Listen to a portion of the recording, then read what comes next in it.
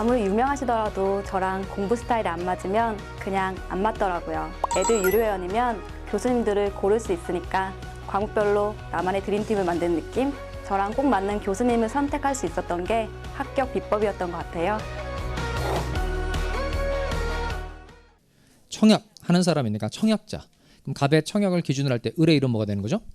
얘는 승낙자가 아니에요. 그 승낙은 나오지도 않았으니까 갑이 청약을 한 거니까 갑은 청약자라고 하고 그 청약을 받은 을은 그냥 상대방 이렇게 말해요. 상대방. 그 다음에 갑이 청약에 의사표시를 한 거죠. 그러니까 누구에게 의사표시를 한 거예요?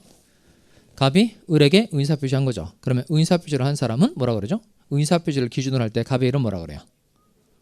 그러니까 의사표시를 한 사람을 표의자라고 하기도 하고요. 또 그냥 의사표시를 한 사람이라고 해서 그냥 의사표시자 이렇게 부르기도 해요. 둘 다 뭐 다 같은 말인데 일단 용어를 좀 통일하도록 하겠습니다. 통일. 그러니까 의사표시를 한 사람을 표의자로 하는 게 좋은지 의사표시자로 하는 게 좋은지 통일하도록 하겠어요. 이거 본인 느껴지는 대로 하시면 돼요. 그래서 먼저 요 의사표시를 한 사람을 표의자로 하는 게 좋다. 눌러보세요. 표의자가 좋다. 내리고 나는 의사표시자가 좋다. 그럼 표의자가 압도적으로 많으니까 표의자로 통일하도록 하겠어요. 저는 이게 이제 헷갈리는데 그 각 학원마다 다 이게 다르거든요. 그래서 노원 오조는 표의자, 노원 야간은 의사표시자, 종로 오조는 뭐 표의자, 종로 야간은 뭐 의사표시자 이렇게 돼 있어요. 그 8개를 가지고 다니거든요. 그래서 불러줘야 되는데 표의자로 통일이 됐어요. 여기는 표의자로 합시다. 자, 그러면 의사표시를 한 사람 표의자로 하는데 갑이 을에게 의사표시를 한 거니까 갑의 이름 뭐죠? 표의자. 을의 이름 뭐가 될까요? 갑이 한 의사표시를 받은 을은 뭐라고 그러죠? 그냥 상대방 이렇게 표현합니다. 그 다음에 요 승낙해 봅시다. 을이 승낙의 의사표시를 했죠. 그럼 을의 승낙을 기준으로 하면 을의 이름 뭐예요? 승낙한 사람이니까 승낙자. 을의 승낙을 기준으로 할 때 갑의 이름 뭐죠? 그 사람은 상대방. 을이 승낙의 의사표시를 한 거죠. 을의 의사표시를 기준으로 할 때 을의 이름 뭐가 되는 거죠? 표의자. 그럼 갑은 뭐가 되는 거죠? 을의 의사표시를 기준으로 할 때 갑의 이름은 상대방. 그 다음에 청약과 승낙의 의사표시가 합치게 되면 매매계약이 성립하죠. 그러면 매매계약을 기준으로 할 때 갑의 이름 뭐죠? 매매계약을 기준으로 할 때 갑의 이름은 매도인. 매매계약을 기준으로 할 때 을의 이름은 매수인. 그 다음에 매매계약 체결한 경우에 건물 소유권 이전해 줘야 되고 대금 지급해 줘야 되는데 그럼 이쪽에 건물 소유권 이전을 기준으로 할 때 갑의 이름 뭐죠? 이 사람 건물을 팔았으니까 소유권 이전해 줄 의무 있는 사람이죠. 그러니까 이때는 소유권 이전 의무를 지고 있다 그래서 갑을 채무자라 그래요. 채무자. 그다음에 건물 소유권 이전을 기준으로 할 때 을의 이름 뭐죠? 그 을은 소유권 이전해 줘라고 요구할 권리가 있는 사람이니까 을은 뭐라 그러죠? 채권자. 그다음에 요 대금 지급을 기준으로 할 때 갑의 이름 뭐죠? 갑은 건물을 팔았으니까 을에게 돈 줘라고 요구할 권리를 가지고 있죠. 이때 요 대금 지급을 기준으로 할 때 갑의 이름 뭐죠? 채권자. 그다음 대금 지급을 기준으로 할 때 을의 이름은 채무자. 이렇게 차근차근 제가 했는데 여러분 제가 이렇게 짚을 때니까 갑의 이름만 말해보는 거예요. 갑의 이름만. 눈 뜨고 갑의 이름만 말해보는 거예요. 자, 먼저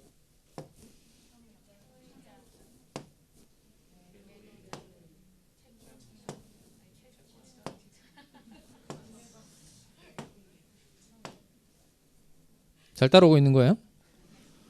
다시 갑의 이름만 말하는 갑의 이름만.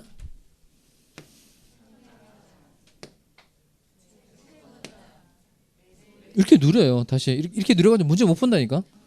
정신 차리고 다시 청약자, 표의자, 상대방 뭐 감상하는 거예요 지금? 여러분이 말해야지. 여러분이. 자, 그다음 매도인, 채무자, 채권자.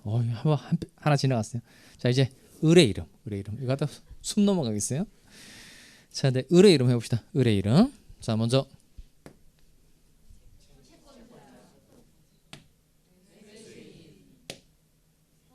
표의자, 승낙자, 상대방, 채무자. 특히 그 채권자하고 채무자는 늘 기준이 있어야 돼요. 어느 한쪽을 기준할 때 보세요. 요 갑은 요 건물 소유권 이전을 기준할 때는 어떤 사람이죠? 채무자. 그다음 대금 지급을 기준할 때는 채권자. 그다음 을도 보세요. 을은 요 건물 소유권 이전을 기준으로 하면 채권자. 그다음 대금 지급을 기준할 땐 채무자. 그러니까 채권자니 채무자 이런 거 항상 기준이 되는 의무가 꼭 있어야 한다는 겁니다. 이렇게 집에서 복습할 때 각각 하나씩 다 해보세요. 자, 갑의 이름 이렇게 하고 청약, 갑의 의사표시 다 이름을 다 써보게 바라요. 그러니까 갑의 이름하고 을의 이름을 정확하게 붙이는 게 중요하다는 겁니다. 자, 그다음에 다시 이쪽으로 올까요? 이걸 왜 했냐면 이렇게 법률행위가 당사자가 의혹한 대로 법률 효과가 발생하려면 첫 번째 성립요건 첫 번째가 뭐죠? 당사자. 당사자 있어요, 없어요? 있죠. 그러니까 매매 계약을 기준할 때 갑의 이름 뭐죠? 매도인, 매수인 이렇게 당사자가 있다는 겁니다.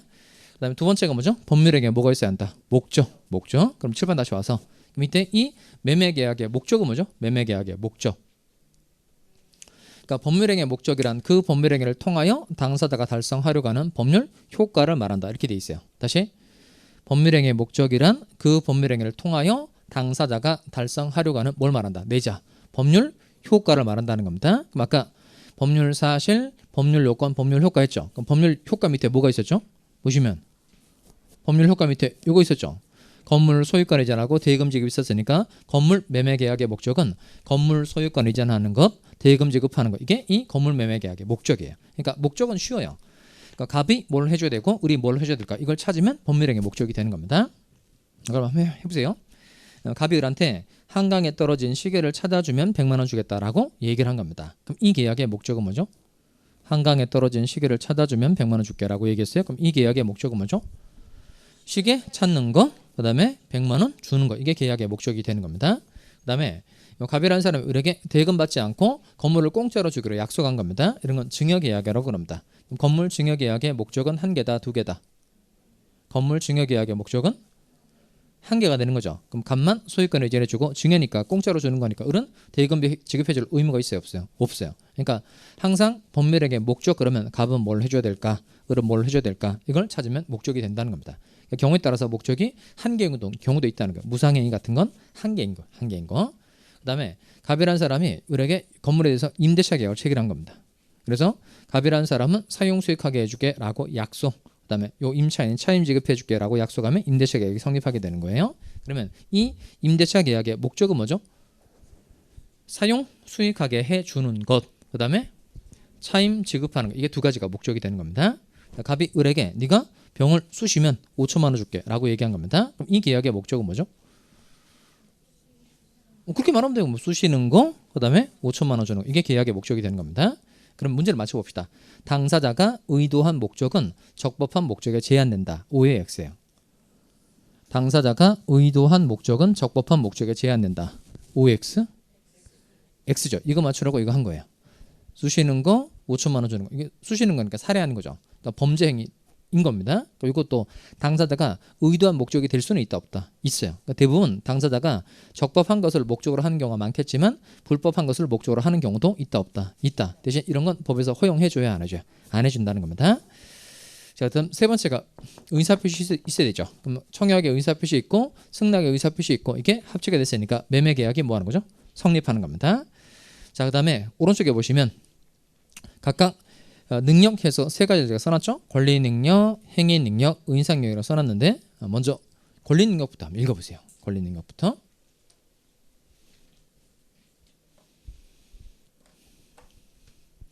읽고 이제 써먹을 수 있어야 돼요. 그게 지식이에요. 그러니까 읽고 실전에 써먹을 수 없는 건 하나만화인 거예요. 그럼 7번을 볼까요? 읽어보니까 권리 능력은 권리를 취득하거나 의무를 부담할 수 있는 추상적 지위, 자격, 능력을 말한다. 이렇게 돼 있죠. 그러면 여러분은 권리 능력이 있어요, 없어요? 권리 능력이 있어요, 없어요? 있죠. 그 다음 재산 하나도 없는 거지. 이런 사람은 권리 능력이 있어요, 없어요? 재산이 하나도 없는 사람. 권리 능력이 있어요, 없어요? 있죠. 태아는 권리 능력이 있어요, 없어요? 태아. 태아는 사람이에요, 아니에요? 태아는 사람? 태아는 사람이다, 아니다? 사람? 아니에요. 사람이 아니에요. 사람 아니에요. 사람도 아닌 것이 뱃속에 들어가 있는 거죠. 그럼 사람은 언제부터 사람 될까요? 태어나면 사람 되죠. 이것도 상식적으로 좀 알아두시기 바랍니다. 그럼 언제부터 사람 되느냐 중요하단 말이에요. 그러니까 자연분만의 경우에 먼저 이제 진통이 오죠. 아우 배야. 진통이 이렇게 온 거예요. 병원 갔어요? 그럼 머리가 먼저 나와요? 다리가 먼저 나와요? 머리가 먼저 나오죠. 머리가 먼저 나왔다. 이게 일부 노출이에요.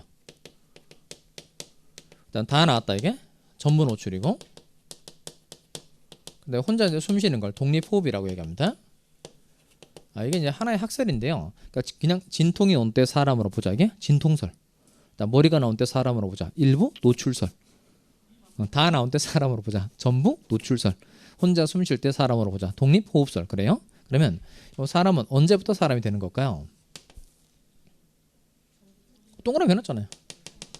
그러니까 형법에서는 진통이 오면 사람으로 봐주는데 그건 영아 살해죄와의 관계 때문에 그런 거고, 민법에서는 다 전부 노출한 때부터 사람이 되는 거예요. 그럼 태아는 아직 안 나온 거잖아요.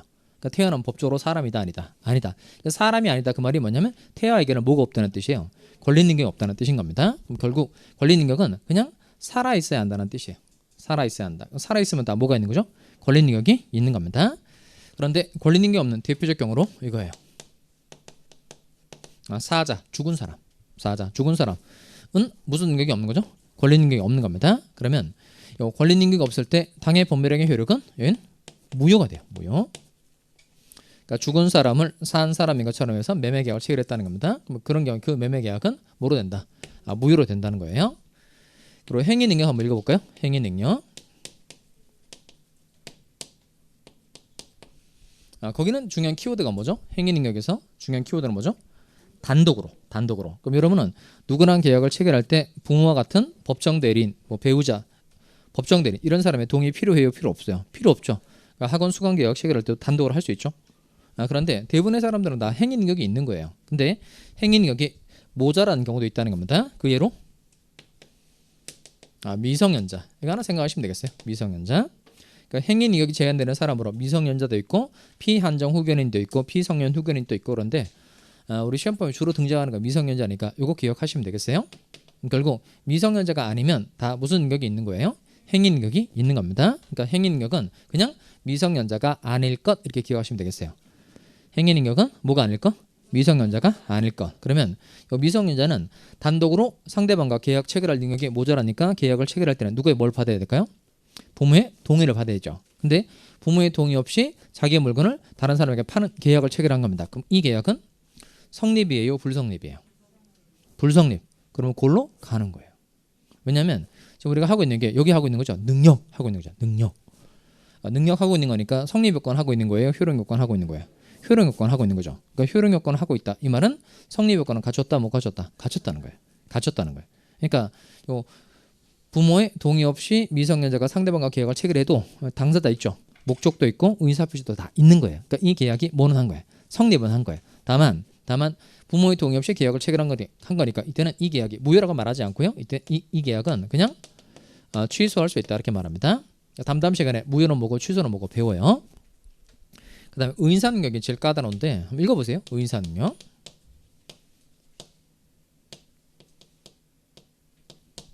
그 느낌이 좀 와요. 의인사 능력이란 그 법률행위를 통하여 당사자가 그 법률행위의 의미, 내용을 이해할 수 있는 정신적인 능력을 말하는 겁니다. 그럼 여러분은 지금 의사 능력이 있어요, 없어요? 의사 능력 있죠.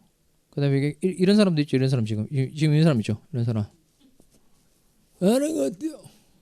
이런 사람 의사 능력 있어요, 없어요? 없죠. 그러니까 얘는 의사 능력은 뜻이 뭐냐면 제정신이어야 한다는 뜻입니다. 제정신이어야 한다. 그러니까 눈을 말짱말짱 뜨고 있으면 얘는 무슨 능력이 있는 거예요?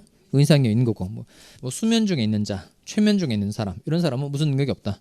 의사 능력이 없다는 겁니다. 근데 실제는 주로 문제가 되는 게 뭐냐면 그 뭐 수면 중에 누구랑 계약 체결하고 최면 중에 뭐 토지를 증여하고 그런 경우 잘 생겨요, 안 생겨요? 안 생기죠. 실제는 많은 건 뭐냐면 이런 경우예요. 가끔 드는데요. 기억하고 계셔야 됩니다. 갑이 을과 매매 계약을 체결할 때 참이슬 60병을 먹고 계약을 체결했어요. 술에 떡이 된 상태에서 계약을 체결했다는 겁니다. 이런 걸 이제 의인사 능력이 없는 대표적 경우로 실전에 판례도 2개나 있어요. 그러니까 술에 만취한 상태에서 매매 계약을 체결했다. 술에 대취한 상태에서 건물을 증여주고 말았다. 이거 의인사 능력이 없는 대표적 경우입니다. 이렇게 술에 만취해서 아무것도 기억 못하는 상태를 이거 한참을 읽어볼까요? 이거 뭐라고 읽을까요? 이거 그러니까 좌변이 술 주자죠. 일단 느낌이 좀 오죠. 그 다음에 오른쪽에 거 가지고 읽습니다. 이게 명정이라는 거예요. 명정. 그러니까 명정 상태. 이거 생각하시기 바랍니다. 참이슬 60병 먹고 계약 체결한 거. 술에 만취한 상태에서 계약 체결한 게 명정 상태인 거예요. 그러니까 마지막 기회 드리겠습니다. 그럼 이때 갑이 술에 만취한 상태에서 을과 매매 계약을 체결한 거예요. 그럼 이 매매 계약은 성립이에요, 불성립이에요? 술에 완전히 떡이 된 상태에서 계약 체결했다는 겁니다. 이 계약은 성립이다, 불성립이다? 성립이죠. 왜 성립이죠? 자, 지금 의인산격이니까 얘는 효력요건에 관한 내용이라서 성립요건은 갖춘 거다, 안 갖춘 거다? 갖춘 거죠. 그러니까 요 술에 만취한 상태에서 계약을 체결했다고 하더라도 이 매매 계약이 적어도 뭐는 한 거예요?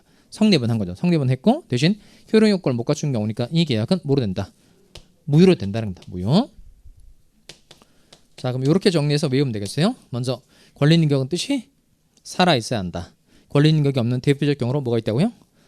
사자. 그러니까 이때 권리인격이 없을 때 당해 법률행위 효력은 뭐로 되는 거예요? 무효. 그다음에 행위인격은 뭐가 아닐 건? 미성년자가 아닐 건. 미성년자가 법정 대리인 동의 없이 법률행위 하면 이 법률행위는 뭐 할 수 있다? 취소할 수 있다. 이렇게 간단하게 기억해 두시기 바랍니다. 요 의인사능력. 의인사능력은 뜻이 뭐라고요? 제정신이어야 한다. 제정신이어야 한다. 그다음 의인사능력이 없는 대표적 경우로 뭐 있다고요? 명정. 명정 상태에서 이루어진 법률행위 효력은 뭐로 된다? 무효로 된다는 겁니다.